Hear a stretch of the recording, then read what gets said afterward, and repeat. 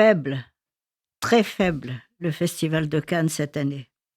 Le président du jury, Park Chan-wook, a dû souffrir pour décider avec son jury des différents prix à donner. Je n'ai vu que 19 films, mais il faut reconnaître que dans cette sélection officielle improbable, qui avait éliminé Israël et l'Italie, la France n'a fait que de la figuration, avec des films à la fois naïfs et inutilement compliqués, bruyants et sans grand intérêt. Quant aux remettants, ils ont tous essayé de citer la Palestine et ont implicitement désigné Israël comme le bouc émissaire d'aujourd'hui. Le clou de la soirée a été quand même un très beau moment, c'est l'hommage sincère et appuyé rendu à Barbra Streisand par Isabelle Huppert dans un magnifique discours pour lui remettre une palme d'or d'honneur pour l'ensemble de sa carrière. Par écran interposé, celle-ci a répondu avec émotion. Voilà le grand moment de cette cérémonie. Finalement, dans ce palmarès très politique mais sans provocation, ce sont les cinématographies de l'Est qui ont été récompensées et je dois dire qu'elles le méritent bien. Et qu'en est-il justement, Anne-Marie, du palmarès ? Alors, le palmarès. Le cinéaste roumain Cristian Mungiu décroche la Palme d'Or pour Fjord. C'est la deuxième Palme d'Or après celle qu'il avait reçue en 2007 pour 4 mois, 3 semaines, 2 jours. Le film suit un couple installé dans un village isolé de Norvège où un soupçon de maltraitance sur un enfant fait basculer les certitudes de toute la communauté. Avec son sens habituel du malaise moral et des rapports de force feutrés, Cristian Mungiu signe un film puissant sur le choc des cultures, la religion, la parentalité et la frontière trouble entre discipline et violence. Donc, très belle Palme d'Or, tout à fait méritée. Je ne l'ai pas vu, mais je connais Cristian Mungiu, je connais tout son cinéma et je n'ai jamais été déçue.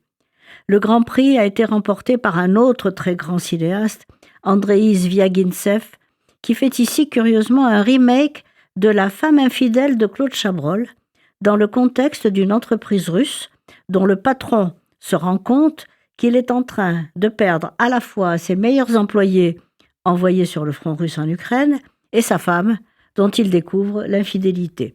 La tragédie sociale et la tragédie intime sont étroitement liées.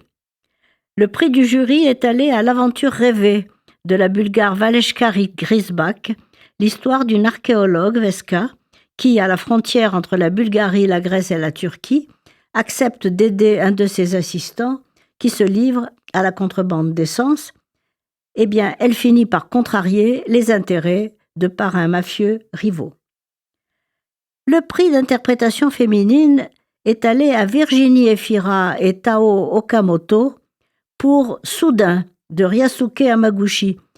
Un très beau film que j'ai vu et qui est inspiré de lettres échangées entre une philosophe qui lutte contre un cancer du sein malheureusement métastasé et une anthropologue qui dirige un EHPAD. Leur rencontre est très émouvante et elle va changer leur vie. Le prix d'interprétation masculine est allé à 2 très jeunes comédiens, Emmanuel Macchia et Valentin Campagne, qui, dans Coward, du Belge Lucas Dont, incarnent 2 soldats qui décident de monter un spectacle pour remonter le moral des troupes enlisées dans les tranchées. Alors, il y a 2 prix ex aequo de la mise en scène. Le premier va à la Bola Negra de Los Javis, qui se déroule en Espagne à 3 moments différents, 32, 37 et 2017, et montre les traitements réservés à chaque époque aux homosexuels. Et le deuxième prix va à un film que j'ai vu et que j'ai aimé aussi, c'est Fatherland de Pavel Pawlikowski, qui retrace en noir et blanc le retour de Thomas Mann avec sa fille en Allemagne en 1949 pour la consécration de l'immense écrivain qu'il est devenu. Le prix du scénario me paraît très discutable. Il a été attribué à Notre Salut, film franco-belge d'Emmanuel Mar, qui reconstitue la vie de son grand-père, un ingénieur raté, devenu collabo pour tenter d'effacer ses échecs, et placé à la tête de la commission de lutte contre le chômage, où il applique les méthodes défendues dans son livre Notre Salut pour éliminer les étrangers, les juifs en particulier, du marché français du travail. Je ne reviens pas sur son discours après la remise du prix. Enfin, une caméra d'or très applaudie, Benimana, de Marie-Clémentine Duzabé-Jambaud, sur la résilience des femmes pendant le génocide rwandais.